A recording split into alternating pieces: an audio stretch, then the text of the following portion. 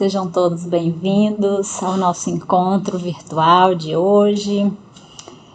Que nós possamos nos conectar, mesmo à distância, que possamos nos conectar através das nossas sintonia, dos nossos pensamentos e buscar refletir um pouco mais nessa noite de hoje sobre um tema do Evangelho que é muito importante para nós, em especial nos dias de hoje. Então, desejo a vocês bons estudos, que tudo transcorra em paz e harmonia. Vamos então fazer a nossa prece inicial, agradecendo ao Pai Criador pelo dom da vida, agradecendo ao Senhor por tudo que Ele nos dá todos os dias, por cada oportunidade que temos em cada amanhecer de recomeçar a nossa história, a nossa caminhada.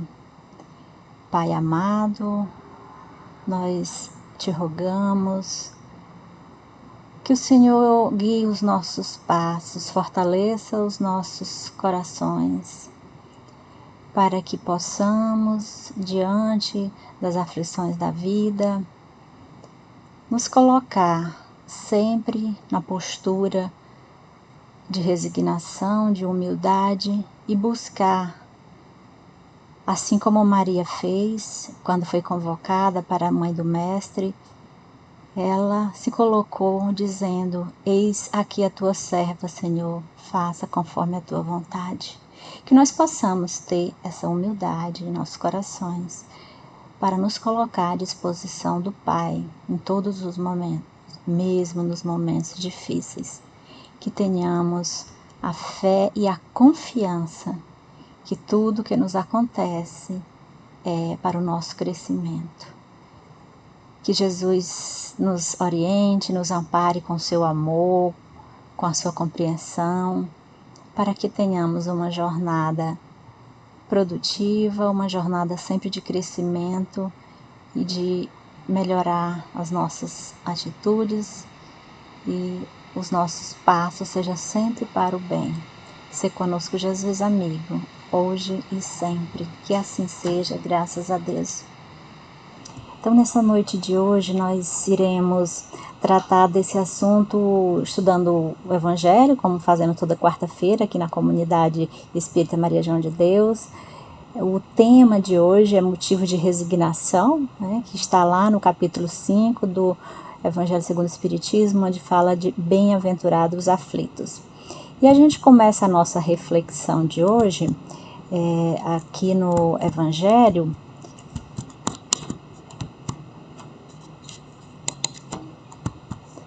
onde no Sermão do Monte, Jesus fala sobre as bem-aventuranças. E a gente vai fazer uma análise rápida dessas primeiras duas bem-aventuranças, a primeira e a segunda. Então Jesus inicia a sua fala no Sermão do Monte dizendo que são bem-aventurados os pobres em espírito, ou seja, traduzindo para melhor entender, os humildes. Então Jesus fala que são bem-aventurados, e essa palavra bem-aventurados, ela pode ser traduzida que serão felizes, né? Serão felizes os pobres em espírito, porque deles é o reino dos céus. Então veja que Jesus está trazendo aí quando a gente alcançar essa virtude, né, da humildade, nós em troca, em compensação, teremos aí o reino dos céus. E veja que Jesus fala reino dos céus, ou seja, não é o reino um lugar físico, mas um estado de espírito. Como Jesus sempre se colocou para os discípulos, dizendo que eles buscassem o reino dos céus, mas não o procurassem aqui e acolá, porque o reino dos céus está dentro de nós. Então, os humildes, por que deles é o reino dos céus? Porque o reino dos céus é um estado de espírito, é um estado de harmonia, onde nós estaremos conectados plenamente com as fontes da vida e não teremos, nesse caso, não teremos um desequilíbrio interior, teremos harmonia. Então, o reino dos céus é um estado de harmonia perfeita.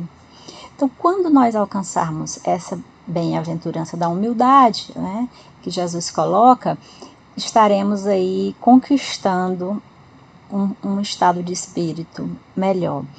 E a segunda bem-aventurança que Jesus coloca é bem-aventurados que choram, porque serão consolados. Então a gente percebe, e isso é interessante, a gente tem o estudo do Simão Pedro, né, que ele estuda muito bem essa parte do Evangelho do Sermão do Monte, e é muito interessante quando ele nos coloca que quando Jesus falou o sermão, ele tinha uma intenção, e que se a gente observar, existe uma certa gradação no Sermão do Monte, ou seja, para que nós alcancemos esse consolo prometido, nós teremos que passar primeiro pela humildade. E isso tem sentido, porque só é possível a gente sofrer da forma que o Sermão do Monte vem nos apresentar. Bem-aventurados, vocês são felizes os que choram, né? Então, como assim felizes os que choram? Por quê? Porque serão consolados. Mas para que a gente seja também consolado e encontre esse estado de bem-aventurança com o sofrimento, é necessário que nós tenhamos antes a humildade. A humildade para entender o porquê do sofrimento, entender o porquê que a gente precisa passar por aquilo ali, mas sem se revoltar. E para isso a gente depende da humildade, porque a humildade vai trazer em nós a resignação. Que a resignação é quando a gente aceita, não no sentido de ficar acomodado, mas a gente busca encontrar melhoras, busca encontrar saídas para as nossas aflições. Então, quando a gente pensa assim, né, a gente entende que os aflitos que serão consolados são aqueles aflitos que já conseguiram a virtude da humildade e que por isso vão encarar esse sofrimento, essa dificuldade com resignação. E isso é interessante também, porque se a gente for pensar, por exemplo, como se comporta um orgulhoso quando sofre. Você vê que o orgulho ele é o contrário da humildade, né? Obviamente. Então, o orgulhoso, quando ele encontra uma dificuldade, a primeira coisa que ele vai se questionar, por que isso está acontecendo comigo? Ou seja, por que não acontece com os outros e sim comigo? Ou seja, porque ele sempre acha que ele é melhor que os outros. O orgulhoso, quando sofre, ele se revolta, ele fica dizendo que Deus está cometendo uma injustiça, ele não aceita as dificuldades como algo para melhorar. Muitas vezes a revolta é tanta que ele chega a, digamos assim, partir para um caminho mais tortuoso, um caminho de fuga dessas dores através de atos que não são do bem. Uma forma até de justificar os seus atos. Já que a minha vida é desgraçada, então eu não vou também ser bom, eu também não vou fazer as coisas certas e muitas vezes partem aí para uma vida tortuosa. Então nós vamos aqui no nosso estudo de hoje tentar entender o que é esse consolo prometido por Jesus segundo o Evangelho, segundo o Espiritismo, né? O que Jesus quis dizer com esse consolo quando ele vem nos falar que bem-aventurados são os que choram, porque serão consolados, né? E esse consolo, a gente pode pensar assim, o sofrimento ele é inerente à vida do ser humano. Não existe um ser humano aqui na Terra que não sofra. Todos passam por sofrimentos. Desde aquela pessoa que tem menos recursos financeiros até aquela mais rica. Porque muitas vezes a pessoa tem todos os recursos materiais, mas ela não tem paz de espírito, ela não tem amor verdadeiro na vida dela, muitas vezes só as pessoas se aproximam por interesse. Então, esse sofrimento ele é inerente a qualquer pessoa. Tanto é que Jesus, ele nunca prometeu, nos ensinamentos dele, uma terra onde só haveria felicidade. Pelo contrário, ele diz assim, no mundo tereis aflições, mas tende bom ânimo, eu venci o mundo. Então, a gente sabe que esse planeta aqui, ele é de provas e expiações, por isso não tem como ainda ser um mundo ditoso, um mundo feliz, ainda é um mundo de sofrimento. Só que a gente precisa entender essa promessa do Cristo, do consolo. Né? Então, essa compensação que Jesus nos traz é quando ele fala desse consolo que ele vem trazer, né, que o ensinamento dele vem trazer, como, por exemplo, uma das formas da gente, digamos assim, sofrer menos é com a resignação. Porque quando a gente se resigna, a gente vai entender que esse sofrimento, ele é uma espécie de cura. Ou seja, é a cura dos males. É uma forma da gente se curar das nossas imperfeições, passando por esse sofrimento. Né? E ele diz o seguinte, que as dores que nós passamos nesse mundo, elas nada menos são do que as nossas dívidas, as dívidas que nós já adquirimos ao longo das nossas vidas. Então, se nós temos que pagar as nossas dívidas, né, então nós temos que suportar pacientemente aqui na Terra essas dores. Porque se a gente suportar pacientemente, a gente vai se poupar de muitos séculos na vida futura de sofrimento. Ou seja, se a gente aprender a conviver com as nossas dificuldades, com resignação e amando a Deus e praticando o bem, aí nós estaremos resgatando as nossas dívidas agora e tendo aí a esperança de um futuro melhor, de uma outra vida melhor, de uma outra vida com mais paz. Né? E aí, interessante que o Evangelho coloca o seguinte, que essa questão do homem que sofre se assemelha a um devedor, né, que tem uma soma muito grande de dívida. E aí o credor fala assim, olha, se você me pagar hoje, né, a 100ª parte do teu débito, eu te quitarei. E aí você vai estar livre, né? Você vai estar livre porque você pagando dessa forma, com resignação, com trabalho, com estudo, com aprimoramento, você vai estar aí quitando a sua dívida e terá liberdade. O problema é que muitas vezes as pessoas não conseguem fazer isso, não conseguem quitar suas dívidas, né? Elas adquirem mais dívidas. Mas se a gente for pensar nesse sentido, né, se a gente pensar que as nossas aflições estaremos aí resgatando as nossas dívidas, nós vamos dar graças a Deus, vamos dizer obrigada, Senhor, porque o Senhor me colocou essa dificuldade na minha vida para que eu resgatasse e com desconto, né? Um desconto, porque se realmente eu tivesse que pagar tudo, seria muito, muito, muito mais difícil. Então, muitas vezes, se a gente pensar dessa forma, a gente vai sempre agradecer ao nosso credor, que é Deus, o fato da gente estar passando por essas dificuldades, porque daí saberemos que nós estamos pagando de uma forma até mais branda do que seria, né? Então, quando ele fala bem-aventurado os aflitos, porque serão consolados, eles são ditosos, por quê? Porque quitam as dívidas, né? E depois de quitada, nós colheremos somente bons frutos e boas coisas. Mas, se o homem, ao invés de quitar a dívida, ele se endivida mais ainda, porque muitas vezes é isso que acontece.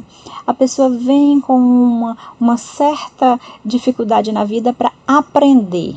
E ela usa aquela dificuldade para se prejudicar mais ainda. Ou prejudicar outras pessoas. Por exemplo, muitas vezes a pessoa ela vem com uma certa dificuldade econômica. né?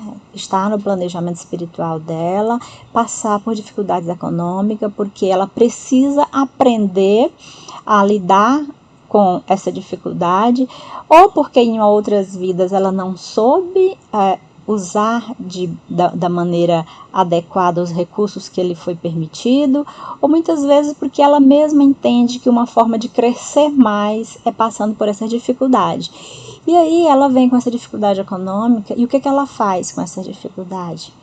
Ela explora as pessoas. Muitas vezes ela tem algum familiar ou alguma oportunidade de trabalho que ela pode desviar recurso, que ela pode, de alguma forma, explorar as pessoas ao seu redor. Ela pode ter vindo, por exemplo, por um problema de mobilidade, que dificulta a sua mobilidade. Então, ela usa isso como um coitadinho, como uma desculpa para não contribuir, não colaborar no meio em que está.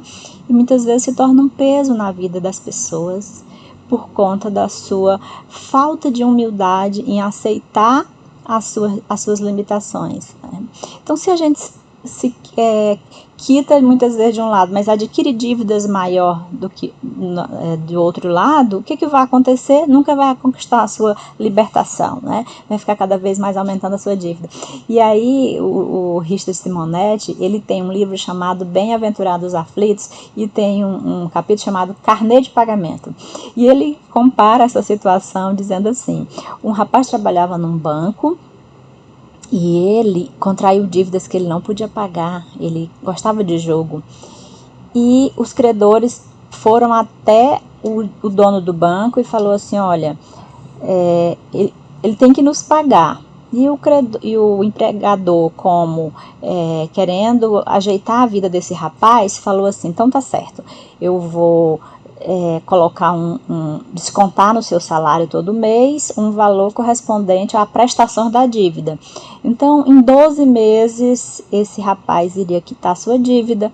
Por quê? Porque ele ia ganhar um pouquinho menos de salário, mas esse dinheiro estaria pagando a dívida dele. O que aconteceu? Ele não conseguiu seguir o acordo, se endividou mais ainda e ficou com mais problemas na sua vida, porque não conseguia pagar nem parcelado, como lhe foi dada a oportunidade. Então, muitas vezes nós fazemos isso na nossa vida, né? Não conseguimos pagar as nossas dívidas da maneira que temos que pagar e adquirimos mais débito. Mas a gente, com certeza, o Evangelho nos informa que qualquer que seja a situação, inevitavelmente nós teremos que pagar cada centavo, né? Ceitil por ceitil nós teremos que pagar. Se não for agora, será na próxima vida, mas nós com certeza nos quitaremos um dia, né? Então, o Evangelho nos coloca que uma das primeiras faltas desses devedores é exatamente o fato de não se submeter à vontade de Deus, ou seja, a carência da submissão à vontade de Deus. Eles não aceitam essa vontade, eles não aceitam esses desafios que eles têm que vencer e acabam falindo na sua existência, né? Então, se a gente não murmurar nas aflições, aceitarmos com resignação, porque sabemos que estamos passando porque merecemos, né? Então, se nós acusarmos que Deus é injusto, nós estaremos aí contraindo novas dívidas, né? E aí essas pessoas, ao entrar no mundo dos espíritos, né, ele ainda entra como um operário, né, que o Evangelho compara, né, a entrada no mundo dos espíritos, entra como um operário que comparece no dia do pagamento, né? Então, quando esse operário vai lá no dia do pagamento, que é o dia que ele se apresenta, alguns deles ouvirá assim o Senhor dizer: aqui tens a paga dos teus dias de trabalho. Ou seja, por você ter cumprido com a sua tarefa terrena, por você ter aceitado os desígnios divinos sem revolta, sem murmurar, sem prejudicar as pessoas ao seu redor, você está quite com essa dificuldade e você agora vai ter uma vida melhor.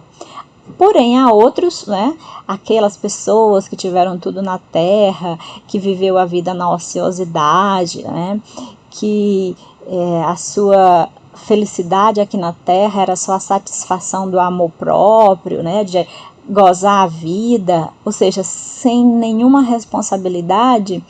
E aí o Senhor vai dizer, olha, você já recebeu na terra todo o vosso salário, então você vai ter que recomeçar tudo de novo. Então você precisa fazer a sua parte, né? Não é só viver aqui na terra em função dessa ociosidade, de aproveitar a vida. Muitas pessoas falam, mas o que eu quero é aproveitar a vida. E o que seria aproveitar a vida, né? Aí depende, porque aproveitar a vida, no ponto de vista espiritual, é trabalhar o máximo possível, ou seja, acelerar no trabalho para que você aproveite essa vida para ganhar mais tesouro lá no céu. Mas para muitos, fala assim, não, eu quero aproveitar a vida, não quero ter problemas, não quero ter problema com ninguém, eu só quero viver a minha vida numa boa, e acha que viver sem problemas, viver sem assumir responsabilidades é a forma de aproveitar a vida. E aí quando chegar lá, no dia do pagamento, né, no mundo espiritual, Jesus... ele vai receber essa notícia, né, de que já recebeu aqui na terra tudo que ele poderia receber, né? Então, assim, a nossa pergunta é: todos serão mesmo bem-aventurados, né? Todos aqueles que sofrem, que choram, serão bem-aventurados? E aí nós temos um texto interessante que está nesse livro de Emmanuel, no Evangelho segundo Mateus, onde Chico Xavier escreveu esse texto de Emmanuel que fala assim: a aflição é um desafio que poucos suportam, lição que raros aprendem e tesouro que não se recebe facilmente. Depois de regulares períodos de paz e ordem, a alma é visitada pela aflição que, em nome da sabedoria divina, lhe afere os valores e conquistas. Raros, porém, são aqueles que a recebem dignamente. O impulsivo quase sempre converte essa aflição em crime ou falta grave. O impaciente faz dela a escura paisagem do desespero, onde perde as melhores oportunidades de servir. O triste desvaloriza-lhe as sugestões e dorme sobre as probabilidades de autossuperação em longas e pesadas horas de choro e desânimo. Equilíbrio e discernimento. O ingrato transforma em calhaus com que apedreja o nome e o serviço de companheiros e vizinhos. O indiferente foge-lhe aos avisos como quem escapa impensadamente da orientadora que lhe renovaria os destinos. O leviano esquece-lhes os ensinamentos e perde o ensejo de elevar-se por sua influência a planos mais altos. O espírito prudente, contudo, recebe a aflição como o oleiro, que encontra no fogo o único recurso para imprimir-lhe solidez e beleza ao vaso que o gênio idealiza. Se a tempestade purifica e se o fel, por vezes, é exclusivo medicamento da cura, a aflição é a porta de acesso ao engrandecimento espiritual. Só aquele que a recebe por instrumento de perfeição consegue extrair-lhes a preciosidades divinas. É por isso que nem todos os aflitos podem ser bem-aventurados, de vez que somente aproveitando a dor para a materialização consistente de nossos ideais e a de nossos sonhos, é que podemos atingir a divina alegria da esperança vitoriosa, na criação sublime de aprimoramento eterno, a que todos somos chamados pela vida comum nas lutas de cada dia.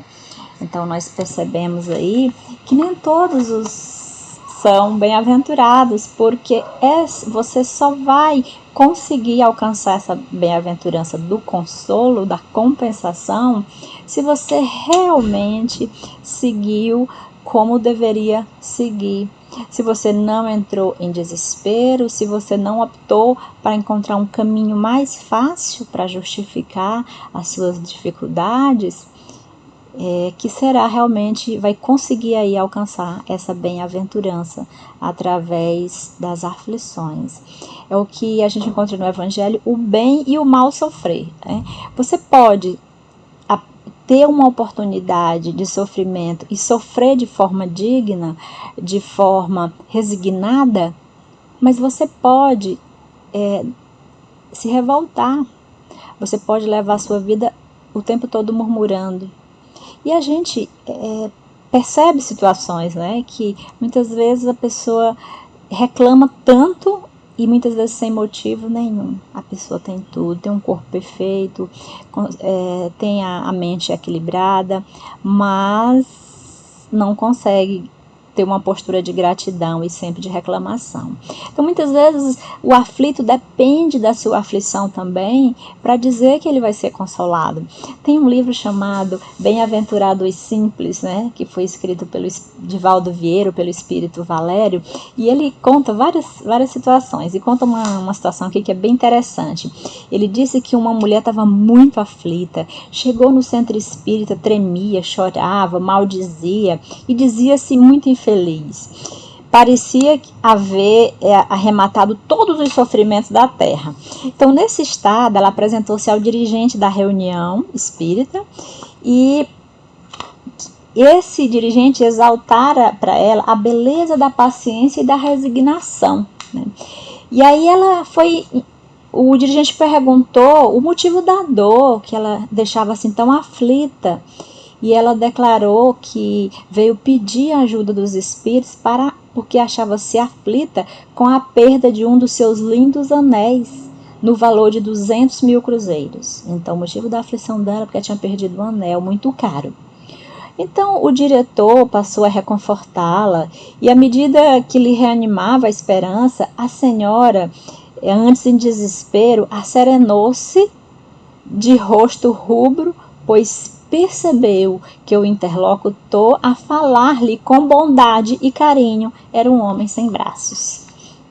Então, muitas vezes, nós podemos achar que os nossos problemas são os maiores problemas do mundo, né? Temos aí diante de Deus até esse direito do consolo, né? Da bem-aventurança, mas a gente não consegue enxergar que outras pessoas ao nosso redor têm sim problemas de verdade, né? E o nosso não é nada diante daqueles que nos rodeiam. Então, que nós possamos, com essa reflexão, buscar agradecer a Deus também. Agradecer a Deus pela dificuldade que nós passamos, porque sabemos que é uma oportunidade que Ele nos dá para a gente aprender, para a gente crescer e para a gente se melhorar. Então, vamos encerrar o nosso encontro de hoje, nosso breve encontro, a nossa breve conversa. Espero que a gente possa aí compreender a profundidade desse ensinamento de Jesus, né? Quando nos propõe aí a bem-aventurança dos aflitos para serem consolados através da resignação, através não de uma acomodação, mas de uma aceitação com maturidade, aceitação das dificuldades da vida como uma forma de crescer e de aprender, e não de se revoltar e se maldizer, né? Então vamos elevar o nosso pensamento, né, a Deus, para que a gente possa aí fazer a nossa prece final. Mas antes da gente fazer a nossa prece final, eu acho interessante a gente lembrar que tem uma questão no Livro dos Espíritos que ele fala sobre essa questão da prece, né? E ele pergunta assim, se pode as preces, né, que por nós mesmo fizermos, né, a gente faz prece lá, essas preces podem mudar a natureza das nossas provas, né, já que a gente sabe que Jesus falou que tudo que a gente pedir a gente vai obter, né? Então, se a gente pedir, né? Será que a gente vai conseguir mudar a natureza das nossas provas? E aí a espiritualidade responde que não, que as provas, nossas provas estão na mão de Deus. E algumas há que nós temos realmente que passar por elas até o fim. Mas a espiritualidade responde, Deus sempre leva em conta a resignação.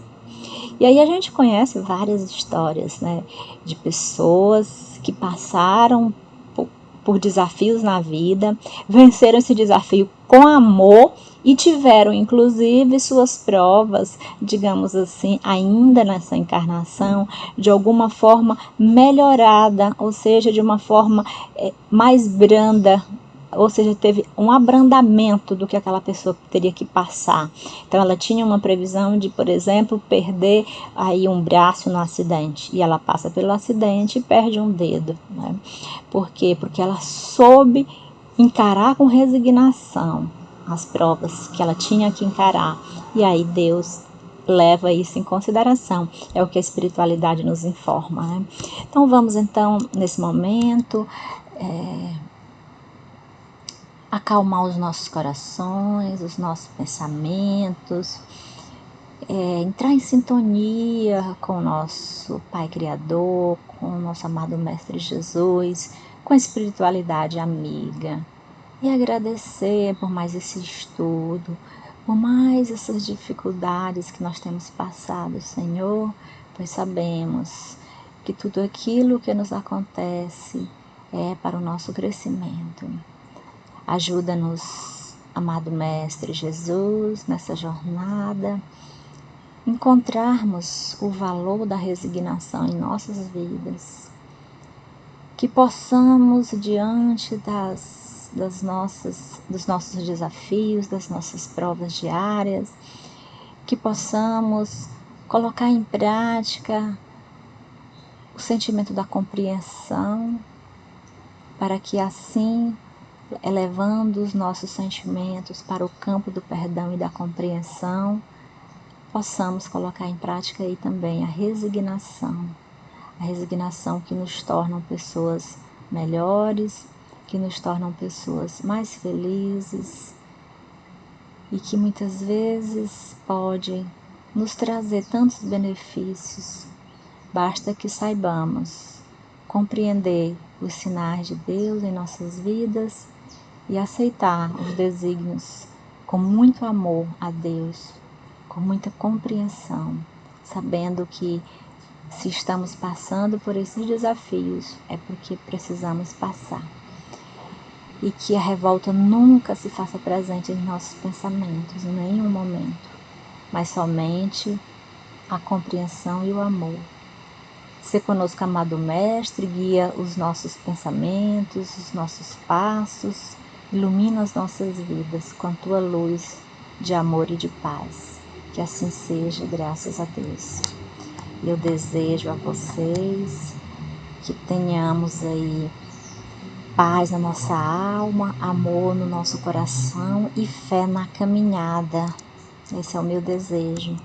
Sejam todos abraçados pelo Mestre Jesus nesse momento, e que Ele possa trazer aos seus corações a paz que tanto precisamos e que a nossa fé possa ser aumentada sempre. Muita paz e muita luz para todos.